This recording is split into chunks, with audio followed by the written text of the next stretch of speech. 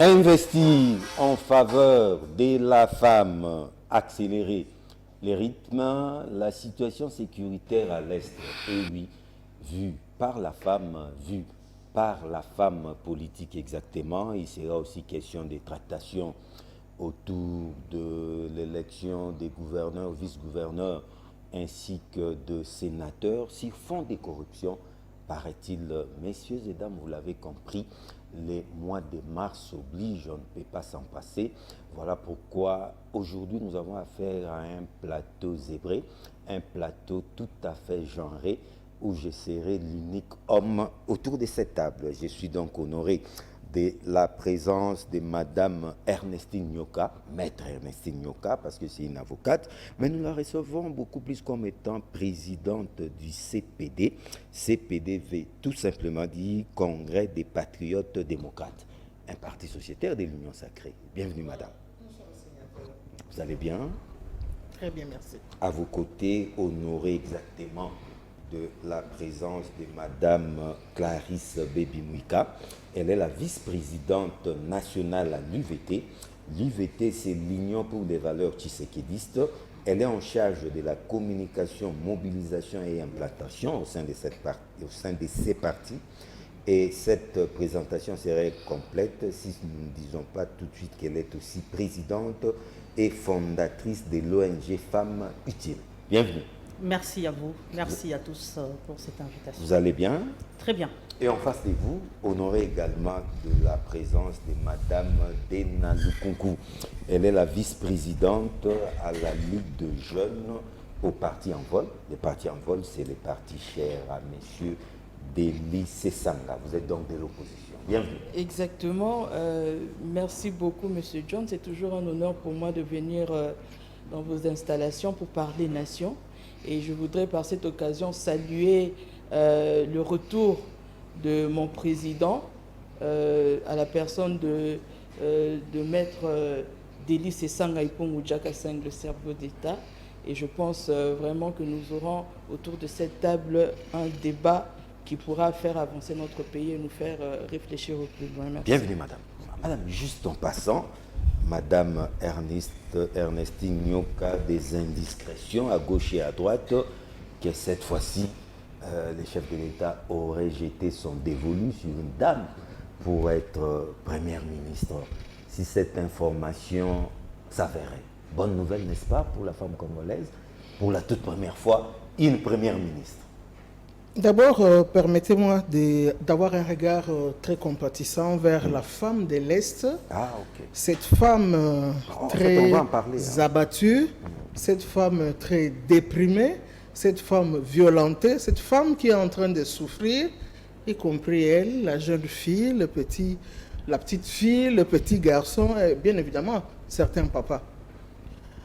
Un regard vers eux, parce que nous parlons moi de la femme, mais eux ne peuvent pas se souvenir qu'il y a un mois de la femme. Parce qu'ils sont dans des camps de déplacés et donc ils vivent des situations, elles vivent des situations très atroces. Donc un regard de compassion vers elles pour ne pas leur dire bonne fête. On va parler toutes les autres de Kinshasa et des autres provinces et celles des autres provinces d'avoir le même regard vers cette femme. C'est en ce moment-là qu'elles vont comprendre en fait qu'est-ce que nous recherchons dans le mois de la femme. Le mois de la femme qui part de la journée internationale de la femme, telle que fêtée dans le monde, une journée pour nous commémorer de nos droits, pour voir est-ce que nous avançons, est-ce que nous reculons, est-ce que nous sommes dans les statu quo, qu'avons-nous déjà obtenu. Voilà un peu le sens réel des moments de compassion et de cette journée qui en RDC est devenue un mois tout entier.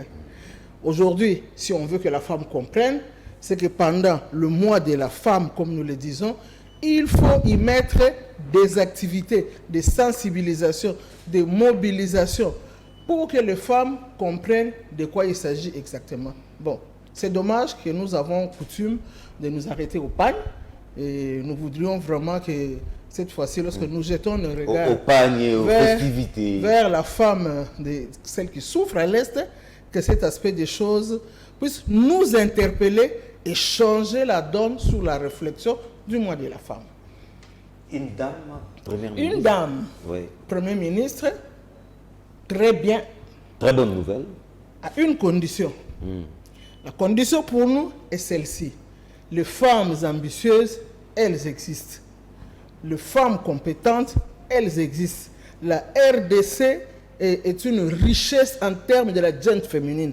Ça, le président de la République n'a pas fait une fausse manœuvre, n'a pas fait un faux calcul, que de penser à la femme. Seulement, c'est là les hic. C'est pas encore confirmé, hein? Non, seulement. Même si ce n'est pas encore confirmé, nous spéculons. Nous tous, nous sommes dans cette démarche-là pour que cette fois-ci, que la RDC, que le premier ministre se conjugue autrement, qu'elle se conjugue au féminin.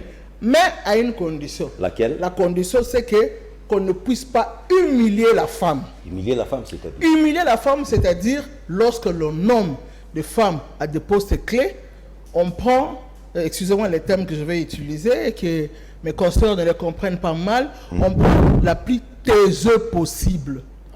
Pour ne pas dire l'incapable, pour ne pas dire vous voulez une dame de fer, pour ne pas dire celle qui n'a pas un bagage politique facilement manipulable. Non, pas seulement facilement manipulable, celle qui ne sait même pas je vais faire quoi à ce poste-là. Comme ça, elle s'est fait entourer des hommes.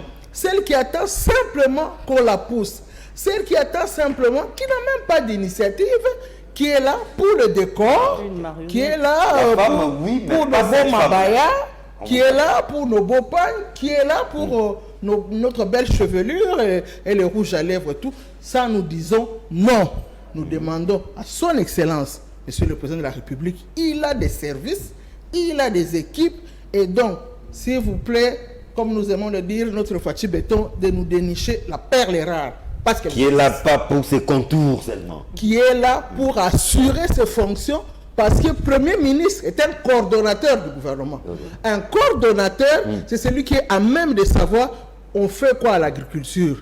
Je peux appeler ces ministres-là pour voir un peu le travail nécessaire comme ici. Qu'est-ce qu'on fait à l'intérieur? Qu'est-ce qu'on fait à la défense? Qu'est-ce qu'on fait au ministère du genre? Qu'est-ce qu'on fait au ministère des Actions sociales? C'est ça un coordonnateur du gouvernement. Madame Lukunku, ça c'est chuchote, hein? C'est pas encore confirmé. Autrement dit, nous spéculons une femme première ministre, cette fois-ci, deuxième mandat de l'homme qu'on considère comme champion de la masculinité positive.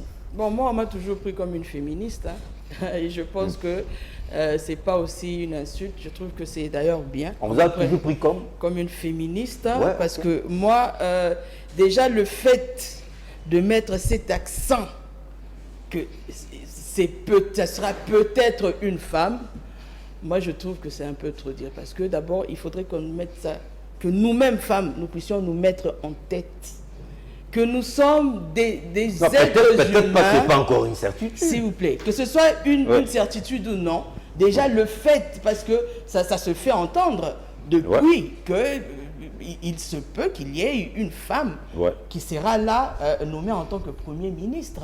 Mais moi, mon problème est que le seul hic, c'est cet accent que l'on met. Que ça doit être une femme ou que ça pourra être une femme, comme c'était quelque chose d'extraordinaire. Mais pour une première fois, depuis 60. Oui, ça on peut le dire. C'est quand même une grande première. C'est ce que je dis, que c'est parce que jusqu'aujourd'hui, la femme n'a pas encore pris conscience de sa valeur dans la société. Et aujourd'hui, que ce soit un homme ou une femme, ça reste des êtres humains à part entière.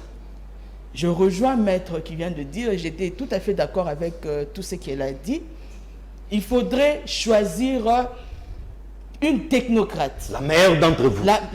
La meilleure ou une crème intellectuelle. Et c'est ça le problème. Parce que nous avons comme cette habitude-là de vouloir commander le poste. Genre, non, je suis une femme, nommez-moi. Et à quel prix? Alors que une femme, en tant qu'être humain à part entière, doit se battre pour avoir ce qu'elle mérite. Et c'est ça. On ne peut pas juste donner un poste parce que vous êtes une femme. mais on doit vous donner ce poste-là parce que vous méritez de l'avoir. Vous êtes un homme d'abord. Et c'est ça, vous êtes un homme avec grand H. Et le reste, moi je parle, je l'ai toujours dit même que par rapport même à la Bible, si on lit bien la Genèse, il n'était pas question pour la femme d'être soumise à tous les hommes. La femme doit être soumise à son mari, celui qui l'a épousé et point barre. En tout cas, pas pour tous les autres hommes. Non, pour les autres hommes, on leur doit du respect, comme on doit du respect à notre semblable femme en tant qu'être humain. Mais pas de la soumission. Et le respect doit être mutuel. Oui, je renchéris encore par rapport à ce que Maître a dit maintenant là. Que s'il faudrait donner ce poste-là à la femme, parce qu'on a toujours considéré que la femme est un être faible. Ouais. Est-ce que cette femme qui obtient son poste en tant que Premier ministre, est-ce qu'elle aura cette aptitude-là de pouvoir exercer ce poste? Est-ce qu'elle a cet avantage-là? Ou bien elle a, ou bien comment dire, elle a cette capacité cognitive de pouvoir exercer ce poste. Alors, par conséquence, qu'est-ce qu'on fait? On lui met des parrains, on lui met des gens qui sont là. Et puis, du coup, elle a les mains liées. Elle ne peut pas mettre en place ses propres pensées. Elle ne peut pas s'exprimer librement. Alors tout ce que nous demandons, que ça ne puisse pas être aujourd'hui comme nous voyons dans les partis politiques, que la femme soit juste là pour la déco. La femme soit juste là, on dit que non, il y a la parité et tout, mais lorsqu'on met la femme, c'est juste de façade. Et nous voulons que cette femme-là, si réellement c'est une femme qu'on va mettre Premier ministre, d'abord de un, qu'on choisisse une femme compétente, une crème intellectuelle qui pourra mieux exercer ce qu'elle pense, ce qu'elle ressent. Et il ne faudrait pas que cette femme soit maternée. Il faudrait qu'on lui laisse le champ libre de pouvoir s'exprimer librement. Merci, madame. Madame Mika, croyez-moi, une femme première ministre, vous verrez déjà que son chef de cabinet, directeur de cabinet, sera certainement un homme. Mais cette fois-ci, quand même, plus de 60, ça fera combien cette fois-ci? 64 ans après, une dame à la primature. Merci beaucoup. J'ai attendu de prendre parole parce que c'est une question qui m'a bougé tous les sens. Eh bien, ce n'est qu'une rumeur, mais moi, j'aimerais mettre cela dans la bouche du chef de l'État. Qu'il arrive à le faire parce que la femme est capable. Oui, la femme est capable. Je mets le vœu de voir le chef de l'État proclamer la femme, comme l'a dit Maître Ernestine, une femme capable. Une femme qui peut bouger le ligne. Oui, ces femmes existent. Ces femmes existent. Au niveau de la politique, on peut dire que l'unique critère à prendre en considération, surtout en période de formation du gouvernement, c'est les critères mérite. Et s'il faut voir dans la femme a ses critères. Si vous pouvez choisir l'homme, ça veut dire que vous pouvez aussi choisir la femme, parce qu'à l'heure où nous sommes, la femme peut plus donner. J'aimerais blaguer un peu, oui. J'aimerais blaguer, s'il vous plaît, permettez-moi de blaguer un peu. Ouais. Déjà, nos parents nous disaient, écoutez, vous allez vous marier un jour, mais sachez-le, l'homme est toujours petit, l'homme ne grandit pas. C'est pour montrer la responsabilité de la femme, c'est pour montrer que la femme est grande. Et là, j'aimerais directement balayer l'idée selon laquelle la femme est faible, la femme ne pourra pas faire ceci, la femme ne pourra pas oser, et il n'y a que l'homme, il n'y a que l'homme. Les hommes ont travaillé. Aujourd'hui, c'est quoi le résultat? Nous parlons de pays, encore et encore de pays sous-développés, nous parlons de pays faisant semblant d'être en voie de développement.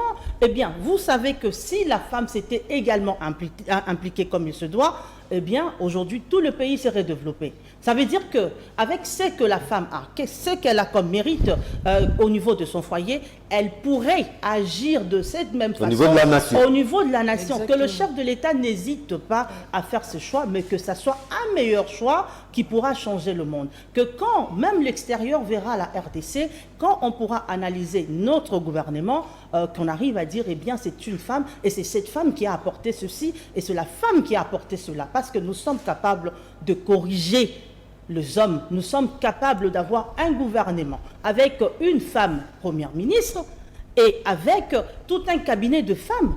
Yes, we can. Yes, c'est possible. On ne peut pas dire il faut que la femme soit là et à côté on lui met un homme parce que c'est l'homme qui va l'aider. Il y aura des hommes conseillers, il y aura des hommes ceci, cela. Et là, je réveille mes soeurs. Il n'y aura pas un cabinet exclusivement féminin. Je réveille mes soeurs. Il y a aussi des choses qui nous fragilisent, même sur nos milieux professionnels. Dès que la femme est nommée, pour la fragiliser, pour l'affaiblir, pour réveiller son sens maternel, on l'appelle maman au lieu de l'appeler patron. Non, mais c'est pas Madame, respect. Madame Mouika, c'est pas respect. Pas respect, mais maman, c'est à la maison. Maman, ça reste à la maison avec tes enfants. Maman Mouika, ça pèse. Non, mais déjà, nous allons au ministère, c'est madame Del. Au lieu de l'appeler Excellence, maman est là. Maman est là. Et quand elle entend son entourage l'appeler maman, son cabinet l'appeler maman, eh bien, elle agit comme maman. Exactement. Avec ses enfants. Avec ses enfants. Elle ne pourra pas crier quand le travail est mal fait, elle ne pourra pas réclamer quoi que ce soit. Et du coup, c'est un ministère où vous verrez tout le monde arriver en retard. Vous arrivez au bureau, 9h, 10h. Eux n'arrivent qu'à 13h. Et parfois, ils n'arrivent même pas. C'est parce qu'il n'y a pas de discipline. Déjà, il y a des règles qui entrent en jeu pour affaiblir cette femme-là. Moi, je dis, la femme est capable. Même présidente de la République, nous sommes capables. Mais nous devons, de notre côté, faire la part de choses. Il y a des femmes qui n'arrivent pas à mettre du sérieux dans leur vie. Et ce sont ces femmes-là qui découragent celles qui veulent aller de l'avant. Nous avons des femmes qui peuvent bien réfléchir. Nous avons de femmes bâtisseurs, comme on le dit, mais le taux est encore faible. Pourquoi ce taux est faible dans un pays où le taux de femmes de nativité féminine est si élevé? Pourquoi c'est le cas? Eh bien, c'est justement parce qu'il y a de ces femmes qui n'arrivent pas à prendre la décision. Nous ne sommes plus au moment de la victimisation, c'est le temps de la responsabilité. Que la femme prenne ses responsabilités, et c'est ça qui poussera le chef de l'État à faire de bons choix, et à nos partis politiques de voir aussi ce que la femme apporte. Moi, je suis chargée de la communication, mobilisation, implantation idéologique et recrutement, et mon parti, c'est un parti qui met un accent sur les valeurs, Union pour les valeurs tshisekidistes, et chez nous, il n'y a pas du favoritisme. Nous travaillons comme les hommes, et nous appliquons la règle qui dit que tous les humains sont égaux. Exactement. Et quand on dit humain, il y a l'homme, il y a la femme. Et quand vous voulez proposer, Monsieur John, à un poste quelconque, pensez à Madame Clarisse, à ce même poste-là, parce que nous sommes la liste est toujours dans la compétition. La liste est zébrée. Oui, c'est la compétition, et c'est cette compétition-là qui doit régner sur tout le pays. Merci beaucoup, Maman Mouika. Non, excusez-moi, Madame Mouika. Voilà. C'est de la provocation. Non, excusez-moi. Moi, c'est pas un respect. Hein. Un respect, c'est maman. Je trouve ça beaucoup plus joli, tout simplement. Alors, je reviens à Madame Nyoka, Maître Nyoka. Investir en faveur de la femme, accélérer les rythmes. Le thème a déjà été bien choisi ou apparemment déjà ça vous dérange aussi? C'est une thématique nationale. Hein? Apparemment, internationale. Apparemment, la question n'a pas été suffisamment disséquée, étudiée, analysée. Investir dans la femme, accélérer les risques. Oui, parce que mais ça ne bouge pas. Vous allez investir dans la femme comment? On ne fait pas un effort de lire la Constitution. Nous faisons un effort de violer la Constitution en ce qui concerne l'article 14, celle qui parle de la parité. On ne peut pas parler d'investir en la femme quand on a des difficultés pour investir dans l'homme en grand H. Parce que femme va faire maintenant un secteur à part. Lorsque nous lisons l'article 14 de la Constitution, nous nous rendons compte que la parité telle qu'elle doit se vivre, elle n'est pas celle que nous, les Congolais, nous entendons. Elle n'est pas que politique. Elle est économique, elle est culturelle, elle est sociale. Et toutes les questions d'ordre éducatif sont aussi comprises là-dedans.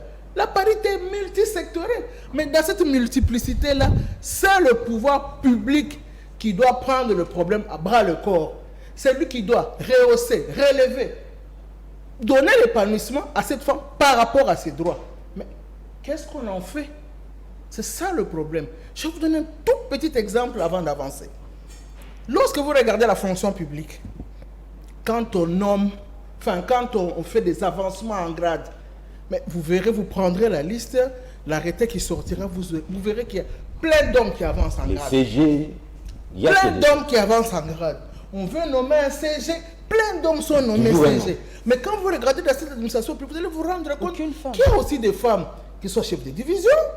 Vous allez voir qu'il y a des rares femmes qui sont directrices. Vous allez voir que attachées de bureau, première classe, tout ça, toutes ces fonctions-là, les femmes aussi sont là.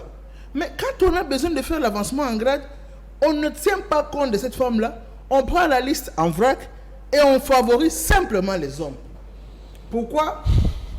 On va se dire, il y a d'autres questions que je n'aimerais pas aussi évoquer aujourd'hui. Mais est-il qu'il y a des questions? Non, ici, exemple, ici, les questions d'harcèlement. Par exemple, les questions dues à l'harcèlement. Ah, ok. Moi, je le dis, en âme et conscience, sans me gêner, j'ai été vice-ministre du budget. Tout à fait. Dans le gouvernement Matata 2. Ouais. Et je sais, moi, combien je me suis battu pour qu'on puisse entendre parler à cette administration du budget des femmes directrices. Ça a été une bataille, un combat de longue haleine. J'ai réussi un tout petit peu. Nous n'avons pas eu le nombre de postes que nous avions demandé, mais il y avait des femmes capables qui étaient là. Parce que moi-même, j'ai eu à parler avec elles, moi-même, j'ai eu à coacher, et que chacun me dise qu'est-ce qu'il fait, qu'est-ce qu'elle fait du côté de son département, c'est quoi qu'elle a comme travail, comment ça devait se faire, les difficultés et tout, quel est son background, quel est son cursus. Quand elle vous dénomme, elle vous dit par exemple tel, on est entré ensemble, il est déjà à tel grade. C'est un homme. Mais elle, on la laisse au bas de la chaîne. Eh bien, je vous dis que quand j'avais évoqué ce problème, ça avait fait un tollé, mais au moins je peux me dire, même si nous avions obtenu très peu, mais nous avions eu pour la première fois en RDC une femme directeur dans le département de programmation, préparation et suivi et exécution du budget. C'était la première. Et je vous dis que cette dame aujourd'hui, elle est secrétaire générale. Grâce à vous.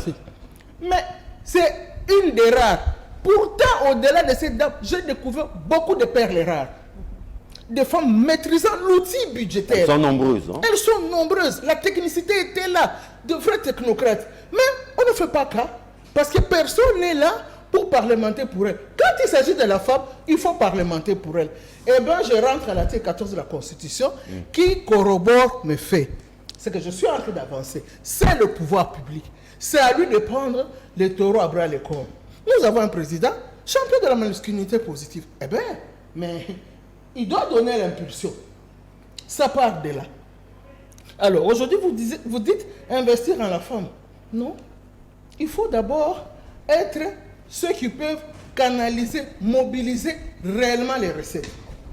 Le pays lui-même, comment il s'investit en mobilisation des recettes. Quand on a suffisamment de recettes, je crois que le quota femmes, on peut s'y appliquer. Parce que le quota femmes ne demande pas seulement la volonté politique, c'est à là que je voulais en venir, ça ne demande pas seulement la volonté politique, ça demande un minimum de fonds. Je crois que nous avons déjà sillonné plusieurs plateaux pour expliquer que, par exemple, on peut créer un service public, un fonds, mais un fonds pour la femme. Ces fonds-là avec différentes conditionnalités pour les femmes qui ont des capacités à, celles qui sont là, peuvent faire l'entrepreneuriat, celles qui peuvent faire tout autre type d'activité, même dans l'agriculture, des femmes sur lesquelles l'État peut avancer un minimum de fonds, moyennant travail, moyennant délai de remboursement. Mais une maison de fonds simplement pour la femme. Si on sait le faire, en ce moment-là, on peut parler d'investir dans la femme. En ce moment-là, on peut dire on va accélérer les rythmes. Aujourd'hui, on accélère les rythmes avec quoi? La maman maraîchère, là, elle a des capacités et tout, mais elle a un outil qui est vétuste. Elle est seulement à la roue, alors qu'aujourd'hui, quand vous allez dans les autres pays, vous voyez, il y a des mini-tracteurs. Les femmes sont sous des mini-tracteurs, elles sont en train de labourer. Des produits. Et elles font les choses, elles mélangent la terre, elles mettent des semences avec des petites machines, elles mélangent la terre, elles mettent les semences, les nôtres, qui le couvrent. Merci, madame. Qui leur donne quoi que ce soit. Même la terre sur laquelle il faut cultiver. Qui donne quoi? à cette femme-là. Madame Boukounkou. Toutes les terres, s'il vous plaît. Oui. Hier, on avait ici, à Bandal, Oasis, plein de femmes militaires travaillaient là. Oui, Mais aujourd'hui, il y avait des champs. il y avait des champs. On a produisait construit. Hein. beaucoup de légumes, on a construit. Mais qu'est-ce qu'on a donné à cette femme? On a pris cette terre parce que ça n'appartenait, on va dire ça appartenait à l'armée ou ça n'appartenait à personne. Donc, elle n'avait pas le droit de venir ouvrir un dossier, dire que ça nous appartient. Donner à la femme le moyen. Hein? Les moyens sont de plusieurs ordres. Vous donnez les moyens, à ce moment-là, la femme, vous pouvez parler d'investir. Mais vous ne lui donnez rien.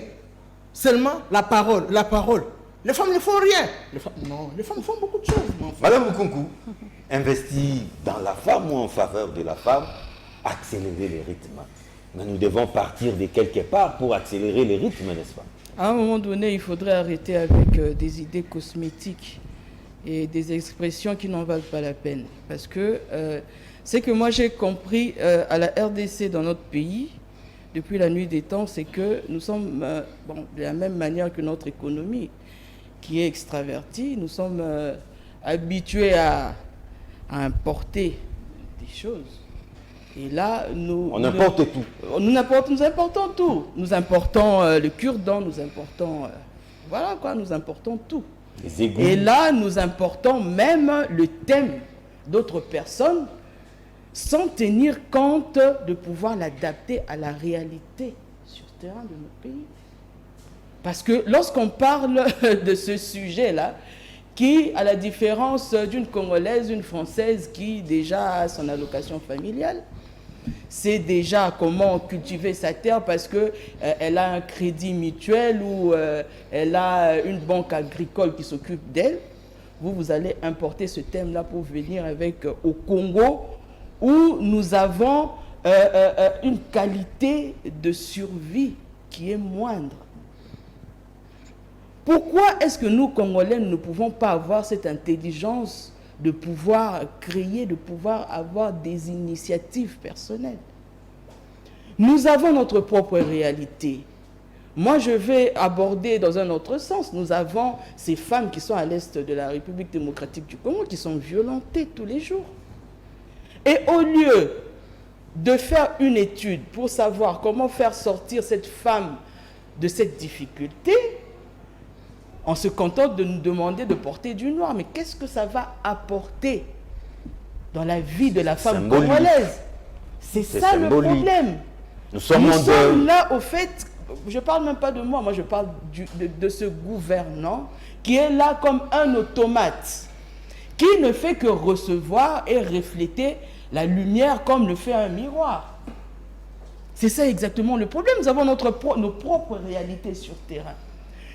Nous pouvions avoir un thème qui parle de comment réfléchir pour sortir la femme déplacée peut-être de la misère. Voir comment sortir la jeune fille aujourd'hui qui se pervertit à tort et à travers dans les réseaux sociaux. Comment faire pour conscientiser cette femme-là pour qu'elle arrête cette vie de perversité pour entamer une vie responsable, pour générer de l'argent. Il y a tant d'autres thèmes. Est-ce qu'il suffit juste de demander à la femme de porter du noir pour pouvoir régler cette affaire de l'Est? Moi, je trouve, et je le redis encore, que c'est une insulte à l'égard de la femme congolaise. Et moi, je pense que la femme congolaise, aujourd'hui, doit se lever pour revendiquer et dire non par rapport à d'autres histoires. Aujourd'hui, nous avons des déplacés de guerre. Des femmes qui sont enterrées vivantes avec des bébés sur leur dos. Par rapport à ces affrontements du M23, nous avons des déplacés de guerre. Ces enfants qui, aujourd'hui, sont des malnutris, dont on ne s'occupe même pas. Et quand on parle de l'investissement sur la femme ou dans la vie de la femme, moi, je ne vois pas comment est-ce qu'on peut tout le temps parler sans agir. Aujourd'hui, nous avons besoin des banques, comme l'a dit Maître, nous avons besoin des banques commerciales qui ravitaillent la femme. Aujourd'hui, nous voyons qu'il y a 80% de la population congolaise qui est au chômage. Les hommes ne travaillent pas. Et aujourd'hui, ce sont des commerces informels qui font vivre la famille. Et qu'est-ce que l'État congolais fait aujourd'hui? En faveur de la femme. En faveur de cette femme-là qui se lève à 4 heures du matin. Mais d'où il faudra accélérer le rythme du pain et qui est De surcroît, il faudra accélérer les rythmes par les koulounas parce qu'elle doit sortir pour nourrir sa famille. Aujourd'hui, qu'est-ce que l'État congolais fait pour cette femme-là qui fait la vente en ligne? Aujourd'hui, qu'est-ce que la femme fait pour cette femme-là qui vendait à Zando? Est-ce que jusqu'aujourd'hui, elle ne sait où se donner de la tête? C'est ça le problème. Il y a plusieurs réflexions. Et aujourd'hui, l'heure n'est plus à la théorie. L'heure est aujourd'hui à la pratique. Nous sommes fatigués d'entendre juste des théories pour dire à la femme, on doit faire ceci, on doit... Il y a trop de paperasse jusque-là. Tout ce que nous voulons aujourd'hui, c'est que l'État congolais prenne ses responsabilités en main, qu'il arrête de parler et qu'il agisse. Merci beaucoup.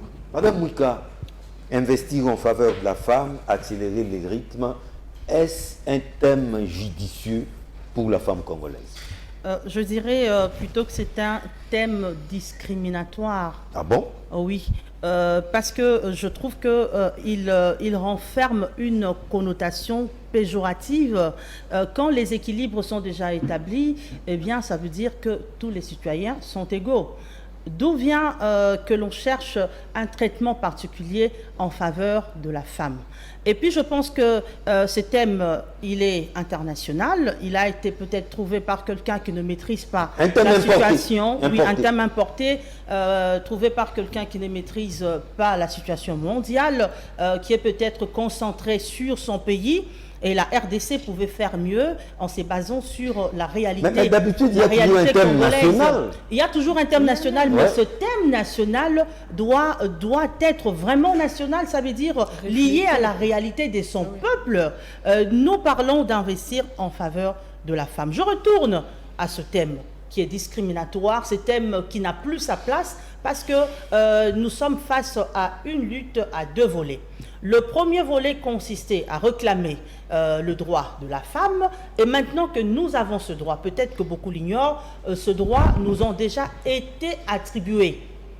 Nous avons le même droit que les hommes, c'est reconnu dans tous les textes légaux, la Constitution, le Code de la famille, le Code du travail, donc il n'y a plus de barrière. Nous changeons de cap, les choses ont assez évolué, nous passons à l'autre volet qui est de la jouissance, la pleine jouissance de ce droit. Qu'est-ce que nous devrons mettre en place pour que la femme congolaise arrive à jouir pleinement de ce droit? On devrait s'interroger. On devrait organiser des activités allant dans ce sens. Je remercie Madame la ministre du Genre qui a pensé à encourager la population de l'Est, mais on disait on encourage la femme de l'Est alors qu'il y a l'homme, il y a les enfants, il y a tout le monde là-dedans. Donc étant ministre du Genre, on sait que dans le genre, il y a l'homme, il y a la femme. Donc, on parle de toute cette population. C'est un deuil. Et après, on doit penser à organiser des activités qui partent dans l'après-reconnaissance de droits de la femme. Parce que nous avons déjà ces droits. Aujourd'hui, il y a beaucoup qui s'élancent dans la réclamation. Au niveau de l'ONG Femmes Utiles, nous avons des formations comme ça, où il y a même de CNET. On démontre la femme qui réclame ses droits, et ses droits, elle réclame à qui? À l'homme. Retourne-moi mes droits, retourne-moi mes droits. Alors, cet homme pose la question à la femme. Quels sont ces droits que tu réclames? Bonne question. Elle n'a pas de réponse. Elle n'a pas de réponse. Pourquoi? Et c'est la réalité. La femme congolaise ne connaît pas ce droit. Alors, pour qu'elle connaisse ce droit, pensons à vulgariser nos textes. Nous allons le vulgariser, qu'elle sache que j'ai tel droit, quand je me retrouve face à ceci, qu'est-ce que je fais? Madame Ernestine vient de parler de femmes maraîchères. Une fois, j'ai rendu visite aux femmes maraîchères sur Kassavubu. 2 mois après... Du côté de Sayo? Du côté de Sayo. 2 mois après, elles ont été chassées. On me dira qu'on leur avait donné $200. Qu'est-ce que vous faites de ces $200? Mais pour aller planter ailleurs? Non, mais planter ailleurs, avec $200, vous achetez la terre, vous achetez la houe, vous achetez la sémence. Il y a de l'espace du côté de Maluku. Mais ça s'achète. L'État congolais, en tout cas, je rejoins mes sœurs, l'État congolais doit penser à tout cela. La femme a ce droit. Nous ne sommes plus à cette époque où nous devons marcher à gauche, à droite. Donnez-nous nos droits, donnez-nous nos droits. Dites à cette femme, tu as tes droits, qu'est-ce que tu en fais? Qu'est-ce qu'il faut pour que ces droits-là soient vraiment mis en application? Et si nous pensons qu'il y a un blocage quelque part, cherchons à changer les choses. Vous savez, il y a ces genres de thèmes, ces genres de mots qui nous ont vraiment retardés. La femme se retrouvait claquemurée, emprisonnée par ces genres de mots, par ces genres de phrases, par de coutumes, de fausses religions, quand déjà elle entend le parent dire « ta place c'est dans la cuisine ». Quand une fille arrive au monde, on lui dit, bon, écoute, à 14 ans déjà, tu seras mariée, ta vie, c'est aux côtés de ton mari. Écoute, et c'est son jeune frère garçon qu'on envoie à l'école. Et s'il faut instruire la femme, on lui cherche une petite formation, ou bien on appelle une vieille dame du quartier pour qu'elle vienne lui apprendre comment tricoter. Vous voyez, on limite la femme. Et elle accepte, elle se dit, bon, c'est ça ma vie, et voilà. Ce n'est plus le moment, on doit pousser cette femme-là à sortir. Cette mentalité a beaucoup évolué. Oui, cette mentalité a évolué. C'est pourquoi je parle d'un point A. Toutes les filles à l'école. C'est pourquoi je parle d'un point A. Nous venons de ce point-là qui nous a fait du mal. Mais beaucoup restent en prison parce que elle manque de connaissances. Oui. Mon peuple périt par manque de connaissances. Merci, parce que nous ne savons pas que nous avons ce droit, nous ne savons pas que les choses ont changé, nous ne savons pas que nous avons quelque chose à apporter. Merci. On n'arrive pas à franchir. Merci Madame Mouika, vous êtes toutes d'abord femme politique. Madame Ernestine Nyoka, parlons de l'élection de gouverneur, vice-gouverneur. Ticket, union sacrée. Parce que c'est l'union sacrée qui a raflé la mise quasiment dans toutes les assemblées provinciales. Mais on ne voit pas, dans ces tickets, on n'a pas vraiment valorisé la femme. Hein. Sauf peut-être là-bas où Mme Fifi Masuka sort du lot. Mais dans tous ces tickets, même les policiers, c'est toujours les hommes. Qu'est-ce qui se passe? Vous avez encore du pain sur la planche. Hein. John, merci. Avant de répondre à votre question, je veux un peu rebondir sur les thèmes que nous venons de traiter tout à l'heure. Investir dans la femme. Investir dans la femme, je pense que vous avez pris le volet international. Dans le volet national, c'est pratiquement dans la même optique, mais il y a les questions de la paix, de sécurité pour la femme, pour la jeune fille, pour un Congo paritaire. Il faut un accent particulier sur la question. Comme je disais déjà, on ne peut pas investir dans la femme quand on n'a pas investi dans l'homme avec grand H. Ah oui, hein. Les questions de paix, les questions de sécurité, tout ce que nous avons comme problème à l'est du pays sont déjà des obstacles à investir dans cette femme et accélérer les rythmes. Moi, je demanderai à son Excellence, M. le Président de la République, de continuer davantage d'arrache-pied à réfléchir sur la question de l'Est pour que demain, si on parle des femmes qui sont dans les autres provinces, dans les grands chefs-lieux, Kinshasa, qu'on puisse savoir qu'est-ce qu'il y a en Ituri. Parce que nous semblons toujours oublier l'Ituri. Il n'y a pas aussi un minimum de paix là-bas. Il y a aussi des déplacés en Ituri. Hein. Il y a aussi ces camps où ces femmes sont en train aussi de souffrir. Nous devons passer, c'est vrai, au nord Kivu, mais une partie dans le sud Kivu. Et puis, là, on ne parle pas assez. Il y a ici à côté, dans le Maïndombe, Kwamuntu, tout ça là. Il y a aussi ces femmes qui sont aussi en train d'errer avec le système Mobundo. La paix, la sécurité avec les hommes à grand H en ce moment-là. On peut prendre ces thèmes-là, qui fait comme un slogan, les transposer aussi chez nous en RDC. Voilà un peu comment moi je comprends les choses. J'ai fait, en tant que chef de parti politique, ticket de l'union sacrée. Moi-même en tant que président de parti, pour parler du ticket, oui. Je me suis dit, les élections municipales, nous les vivons pour la première fois. Ah ok, je voulais davantage, le conseiller communal, tout ça. Je voulais davantage motiver la femme. À Kinshasa, c'était facile. Mais à l'intérieur, ce n'était pas facile. Je prends seulement un exemple. Le Kasaï, Chikapa. J'ai dit, nous allons faire... J'ai incité président interfédéral à le faire parce que je me dis, on va appliquer la loi électorale sur la question des 50-50 comme ça. Les femmes vont savoir que déjà les choses de caution, elles ne sont pas là-bas. Elle a été élue. Oui, mais les gens m'ont appelé. Il dit, Excellence, ça c'est vous à Kinshasa? Moi, je vais laisser ma fille, je vais laisser ma femme aller faire Bintou Biabundumba. Donc, combattu au sein de sa propre famille. De sa propre famille. Bintou Biabundumba, c'est-à-dire des choses de femmes légères, de femmes prostituées. De prostituées. Voilà un peu ça. Je suis resté hébété. Déjà, lorsque dans nos propres familles, on réfléchit comme ça, quand est-ce que nous allons investir dans la femme? Choisissons les thèmes pour que nous puissions toucher nos us et coutumes, pour que nous puissions toucher nos traditions, parce que le code de la famille lui-même, justement, a réuni les deux, le droit écrit et on va dire le droit coutumier, parce qu'aujourd'hui on parle de dot. La dot, ce n'est pas une question du droit écrit, c'est une question du droit coutumier. Et donc, il faudra que nous puissions rentrer dans ces thèmes pour réfléchir, au lieu que nous puissions avoir des slogans qui, en fait, des comptes ne diront rien. La question des gouverneurs. Moi, je vais dire, c'est encore une fois marginalisé. C'est une question honteuse. D'abord, l'élection de gouverneurs est une question honteuse. Comment ça? Honteuse parce que les députés, les professeurs qui doivent voter, sont dans des exigences. Aujourd'hui, il n'y aura pas de mérite. Presque. À moins que je me trompe. Madame, mais savez-vous s'il vous plaît, il n'y aura pas des hommes méritants. À grande H. Il y aura des hommes qui ont de fonds, l'argent. C'est en train de circuler. Moi, j'ai au moins envoyé un document avec des signatures. Certains députés professeurs ont déjà pris l'argent. De grosses sommes pour soutenir X qui puisse passer candidat. Vous voyez cette femme congolaise-là qui va aller donner 50 000 $. Donc la femme n'a pas d'argent? Non, la femme a l'argent, mais pas de l'argent où on vous dit que cette assemblée provinciale-là, par exemple, a 48 personnes. Et là-bas, il faut donner 50 000 $. 100 000. Fois 30 au moins, fois 30. Non, même fois 30, même fois 40. Mais c'est excessif. C'est excessif.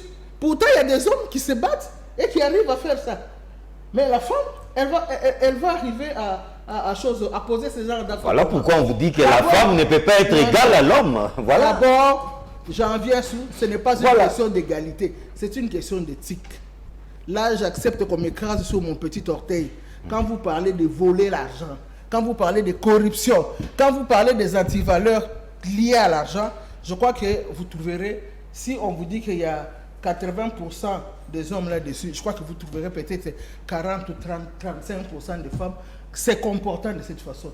Il y a déjà cet aspect des choses. L'éthique, elle est foncièrement d'abord féminine. Non, mais là n'est pas le problème. C'est au niveau d'abord du choix, au niveau des partis. L'organisation. Les tickets de l'Union sacrée. Les tickets, l'organisation. Déjà, lorsqu'on vous parle de questions d'argent, où on doit donner 50 000, où on va donner 100 000, et puis tu multiplies par combien de députés provinciaux, et la femme va donner comment? Il faut être réaliste. Il ne faut pas s'élever. Première des choses. Deuxième des choses, dans nos partis politiques, c'est nous aujourd'hui qui avons fait des partis où nous sommes des femmes, nous essayons de force de sortir la femme un peu dans ses gants pour pouvoir qu'elle aligne dans certains postes. Mais je dois vous dire que la chose n'est pas aussi facile. Hein. Il y a un travail de fond à faire sur la femme. Et donc, on ne peut pas seulement condamner ceux qui font les tickets. Je crois que Mme Fifi Masuka, nous ne pouvons pas la citer. Elle au moins fait l'exception. Nous ne pouvons pas la citer. Ou bien la gouverneure de la Chopo, la Tanganyika, Lomami. C'est des femmes que nous ne pouvons pas citer. Mais maintenant, il va falloir rassurer la femme. Il y en a qui peuvent le faire. Mais quand elles comptent ces millions-là, elles ne peuvent pas par rapport à ces millions. Et puis, dans chaque parti, il va falloir aussi bousculer les chefs de parti pour que les tickets soient faits correctement. Mais il y a des provinces, c'est vrai, les tickets, titulaires, c'est long, mais les femmes sont tout le temps des vices. Hein. Et la plupart, ce sont des indépendants. Qui osent. Elles ne sont pas dans des partis politiques, ce sont des indépendants. Ces indépendants-là, elles ont osé. Et voilà des personnes qu'il faut vraiment encourager. Si on avait ces fonds-là, que nous appelons de tous nos voeux, mais elles auraient obtenu quelque chose par rapport à ces fonds. Madame Lukunku, élection des gouverneurs, vice-gouverneurs, visiblement la femme congolaise a encore du pain sur la planche. C'est maintenant que vous réalisez que dans l'arène politique, la femme n'est pas toujours joueuse. Vous savez, hein, je vais vous dire une chose, hein, que lorsque il y a quelque chose qui est entreprise depuis le début, où un fruit qui est déjà pourri, qui a commencé à pourrir, elle ne redeviendra pas ce bon fruit que quelqu'un peut manger. Elle continuera de pourrir jusqu'à la fin. Et même entraîner les autres fruits. Exactement. Ah oui, voilà si on ne l'écarte pas. Si on l'écarte. Pourquoi je le dis? Parce que déjà, quand vous avez eu ou quand vous organisez des élections de la qualité comme celle que nous avons eue dernièrement, qui s'est caractérisée du hold-up électoral avec beaucoup d'irrégularités, beaucoup de corruption, de la tête aux orteils, dites-moi, ces personnes qui ont dépensé beaucoup d'argent pour se faire positionner, parce qu'ils ont dû payer de l'argent déjà depuis la campagne, de l'argent qu'ils ont dû donner à leurs électeurs, et il y a de l'argent qu'ils ont dû payer à la Cour constitutionnelle, payer à la CENI, payer aux agents de... Sans parler de l'argent des machines à voter. Voilà, mais dites-moi à quel moment cette personne-là pourra revenir dans sa propre conscience pour dire qu'elle doit faire des choses dans la vie. Revenir au bon sens. Cette personne-là, justement, continuera toujours avec cette corruption. Parce qu'elle doit, justement, récupérer les fonds qu'elle a dépensés pendant la campagne. C'est un investissement qu'il a dépensé et qu'il doit... Retour sur investissement. Mais c'est ça, parce que déjà, quand nous commençons les débuts avec la corruption, il faudrait s'attendre à ce que ces choses puissent arriver. Et il n'est pas question de la femme, il n'est pas question de l'homme. Encore une fois. Parce que là, les personnes qui sont nommées depuis le haut sommet, c'était par rapport à leurs moyens, c'était par rapport à la corruption. Et jusque-là, que tu sois femme ou homme, il faudrait que tu donnes de l'argent pour passer gouverneur.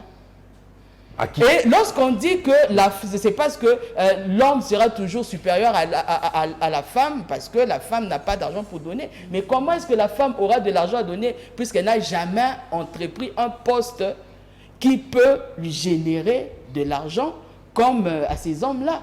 La plupart du temps, ce sont des hommes qui sont au poste de commandement. Et ce sont eux qui ont ce genre de corruption. C'est eux qui font les COP, comme on le dit. C'est eux qui tiennent les rênes. Voilà, par l'argot quinoise. C'est eux qui tiennent les rênes, c'est eux qui sont corrompus à tort et à travers. Et c'est eux qui ont des millions pour pouvoir corrompre et se trouver une place, se positionner. Et où sera la place de la femme?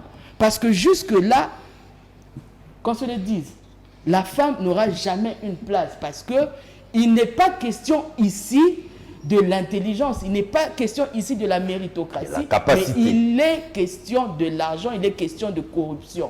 Et dans ce cas-là, en fait, vous ne retrouverez pas la femme.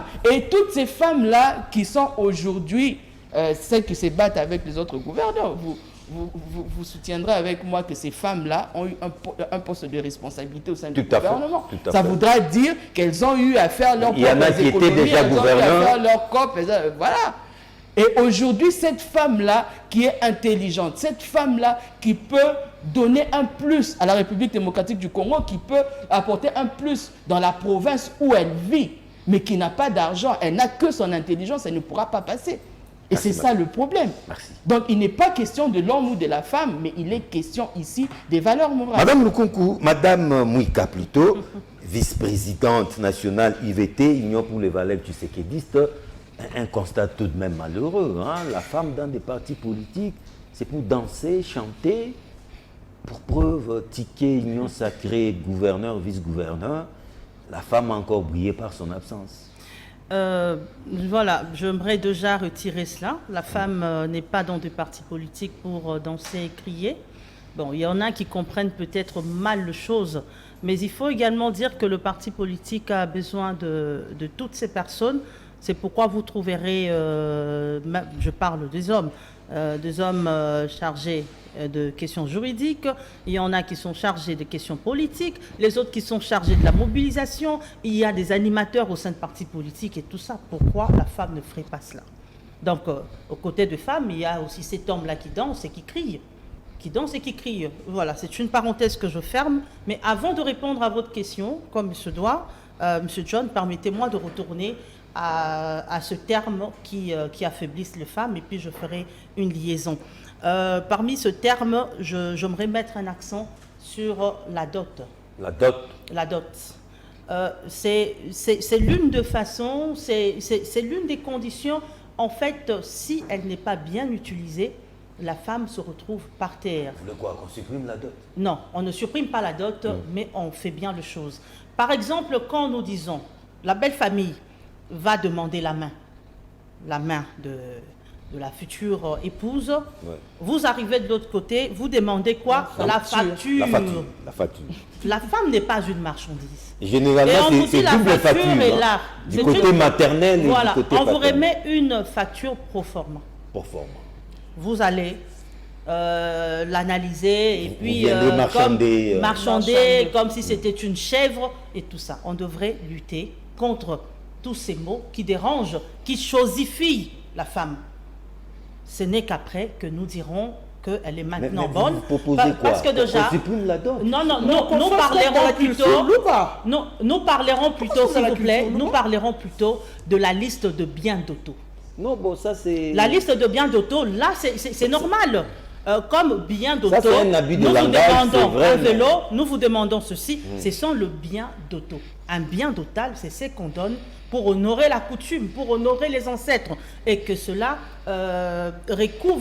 recouvre sa place, sa définition symbolique.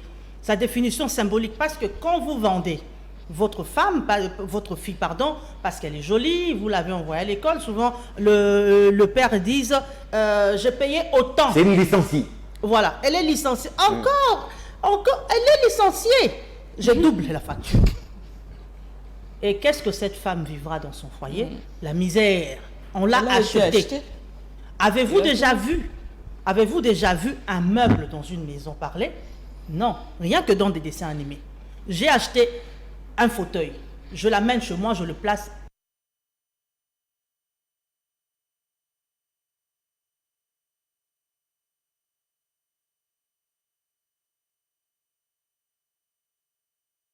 La femme, l'épouse, soit considérée comme un meuble. Si nous voulons que nos femmes, nos filles, se retrouvent épanouies, même dans le mariage, faisons bien les choses. Détruisons tout ce thème qui peut le déranger. Alors, même au niveau de partis politiques, c'est la suite d'une éducation. La femme se rend dans des partis politiques. Déjà, c'est difficile de compter sur 100%, ou alors c'est difficile de parler de la parité au sein de partis politiques, parité sur les centres de la représentativité. Les hommes sont toujours plus parce que c'est eux qui prennent. Donc, on a demandé que l'église des Hébreux ne vont pas payer la caution, mais c'est aussi une chose qui dérange. C'est chercher un traitement des faveurs pour la femme. Alors que le texte dit... On appelle ça une discrimination positive. Discrimination. Et quand vous nous envoyez aux élections, comme moi, je peux dire que je battu même mieux que les hommes. À la Chambre. Mais oui, à la Chambre. J'étais candidate députée nationale, candidate députée provinciale, j'étais candidate conseillère municipale et j'ai battu campagne de plus que les hommes. Je suis arrivée où les autres candidats n'ont pas pu arriver. Et je ne considérais pas le fait que je sois mère, que je sois femme. Je dis je suis candidate, je travaille comme telle. Et en même temps, je battais campagne pour les autres candidats de mon parti parce que étant en charge de tout ce que nous avons raconté, là, je ne pouvais que vendre mon parti, en même temps vendre nos candidats. Vous nous envoyez aux élections. Déjà, vous dites, nous allons aux élections, mais la liste qui va aligner plus de femmes ne payera pas. Oui. Donc, du moins, la moitié des femmes. C'est montrer que la femme est un être faible. C'est montrer que la femme n'est pas faible. Et quand elle arrive sur le terrain, déjà que tout a été fait gratuitement, elle se sent aussi faible. Elle se sent aussi faible. Elle pense que tout sera cadeau. Il y a des femmes qui comprennent les choses de cette façon-là. Nous sommes allés, moi je n'ai pas payé, ça veut dire que tout ce que je ferai sera cadeau. Et même au niveau de la publication, on nous donnera cette victoire sur un plateau d'or, ce qui ne sera pas fait. Alors je reviens. En une minute, hein? En une minute, okay. Je reviens à cette question. Il va falloir faire un bon choix. C'est deux choses qui entrent en jeu. la responsabilité, l'engagement de la femme et les choix au niveau de partis politiques, qu'ils arrivent à croire en la femme. Mais pour que le parti croie en la femme, il faut que cette dernière fasse des preuves. Exactement. Vous n'allez pas attendre que parce que je suis Ça, femme, ça se on me mérite. choisira. Et il y a lieu que la parité soit bafouée juste parce que cette femme n'a pas pu Madame faire Nyoka, preuve. Madame Nyoka, nous atterrissons déjà, les bonnes choses ne durent pas. Et je vous donne la parole en 60 secondes, c'est juste pour placer le mot de la fin. Pour placer le mot de la fin, je dirais que la discrimination positive vaut son pesant d'or. Tout à fait. Je ne suis pas de ceux qui pensent qu'il va falloir balayer ça d'un revers de la main. La lutte pour le droit de la femme n'a pas commencé avec nous autres. Elle a commencé, si je ne me trompe pas, 1700 ou 1848. ouais. Il y a eu des femmes ouvrières Depuis qui se 2000. sont levées depuis la nuit des temps. Parce que la femme n'avait même pas le droit de voter. C'est un long Aujourd'hui, combat. nous votons, nous tous. Mais nous votons grâce à cette femme qui s'est levée, qui s'est battue. Elle a Exactement. gagné déjà beaucoup de droits. Elle nous a fait participer au processus démocratique. Mais il reste encore du chemin à faire. Le chemin à faire peut se retrouver seulement dans ces discriminations positives. Mais maintenant, il va falloir que la société entière, hommes avec H majuscule, se rende compte de la question et participe à cette question. Non seulement l'homme va participer, mais il faut travailler la femme elle-même d'abord. Il faut qu'elle comprenne c'est quoi les droits de la femme. Comment les dénombrer. Comment savoir elles sont de quels ordres. C'est tout cela qui doit entrer en ligne de compte. Si la femme n'arrive pas à comprendre c'est quoi les droits de la femme, si la femme pense que chaque 8 mars, je porte mon pagne, chaque 8 mars, je me mets au bistrot, nous mangeons le poulet maillot, la chèvre, comme ce que j'ai vu le 8 mars, vraiment je m'excuse, j'ai vu l'avenue Colonel Ebéa qui va à l'Ifasik, mais quel scène, quel scandale. Les femmes Vive la femme. mangeant, donc faites, Mangeant, dansant. vraiment dansant, Elle ne sait même pas chantant. pourquoi elle fait. Elles ne savent même pas, après avoir porté la robe noire de la journée, le soir, elles sont bien sapées, elles sont en train de manger, elles s'enivrent. Et c'était jusqu'aux petites heures du matin. Elles ne comprennent croyez-moi. pas. Bref, pour terminer, nous nous comportons mal. Nous tous, hommes comme femmes. Nous parlons de droits de la femme, le 8 mars, jusqu'à la fin du mois de mars, on tourne la page. Pendant toute On l'année, attend l'autre 8 mars. pendant toute Pour revenir sur l'année, le nous même parlons chose. pas, on ne conscientise pas la femme. Toute l'année, c'est du nul. Et puis, nous ne faisons pas non plus une espèce de... Il faut évaluer. Il faut évaluer chaque thème. À la fin du mois de mars, on évalue avant de choisir un nouveau thème. Le thème de l'année passée, avec cette que affaire ça du va numérique, porter? ce thème aujourd'hui, il a porté quel fruit? Page tournée. Les femmes ne sont pas dans le numérique, sauf pour faire les Plus TikTok. d'insultes. Et l'année prochaine, il y aura un autre thème. Et moi, Est-ce qu'on accélérer le rythme? moi, j'ai Ça dit s'est même à mes accentué. filles, j'ai dit, ne faites pas, vous avez fait des toc-toc. Moi, je dis même pas TikTok, TikTok. je dis toc-toc. Toc-toc. Il n'y a que ça, influenceuse. Bref, il faut que tout le monde s'investisse, mais il faut, pour le gouvernement, on doit faire des conférences, on doit évaluer. Des Les ateliers. conférences, les ateliers, c'est pas seulement en français. Nous avons les Lingala, nous avons les Kikongo, nous avons langue les nationale. Chibuba, nous avons nos langues nationales. Toucher toutes les couches des femmes. Madame Lukunku, conclusion. Le monde se porterait mieux lorsque la femme comprendra que sa liberté ne viendra pas par l'homme sur un plateau d'argent en lui mettant une cuillère d'or dans la bouche. Il ne suffit pas juste de dire « Je suis femme, donnez-moi un poste » et on vous donne le poste. Non, il faudrait mériter ce poste-là. La femme doit savoir ce qu'elle veut. Moi, je n'ai pas honte de le dire que lorsque je suis arrivée chez Envol, mon président, il le sait. Je suis arrivée, pas par recommandation, c'était à cause de son combat. Et j'ai exigé de le voir. Lorsque je l'ai vu, je lui ai dit qu'il est là, il va suivre cette émission. Je lui ai dit que je viens avec mon cerveau. Et je n'ai pas autre chose à donner à part mon cerveau pour le parti. Ce qui tue la femme aujourd'hui, c'est qu'elle ne sait pas ce qu'elle veut. La femme d'abord doit commencer à savoir ce qu'elle veut dans la vie. Vous aviez peur Parce de que quelque si- chose. Vous aviez si- appris qu'il aurait besoin de quelque chose d'autre. Non, Pas parce que de votre si côté. la femme... C'est ne sa sait conclusion, pas- madame. Si la femme... Non, écoutez, si la femme ne sait pas ce qu'elle veut, parce qu'elle n'a pas cette confiance-là en elle-même, voilà pourquoi vous voyez qu'il y a des points sexuellement transmissibles, il y a des postes de promotions canapé, il y a... Voilà, parce que la femme, au fait, elle ne sait pas qu'elle a cette valeur-là, qu'elle peut pousser ses réflexions très loin, utiliser son intelligence pour avoir ce qu'elle veut.